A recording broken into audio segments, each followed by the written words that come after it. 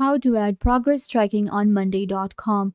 Hi guys, welcome. Today I'm giving you a quick tutorial on progress tracking on Monday, how you can add it. So let's get started. You will simply open up your workspace on Monday and then you will simply open up your board. So this is the board where I want to add a column which is progress tracking. So it's really easy to do. You will select the group where you want to add it, and then you can see we have this plus icon right here, plus button, which is add columns. I'm going to click on this one, and if you get the progress tracking right here, you can see it's given here progress tracking. You can select it. If you cannot find it, then you can just go to more columns and search for progress tracking. There you go. Here it is, progress tracking. Click on add to board, and there you go, it will be added to the board. So whenever there is a new update to my task now, whenever it will be upgraded to the next step, I will be able to check the progress right here. So this is how it works, and I will be able to check the progress now. And this is how you can also add progress tracking for your tasks right here on Monday.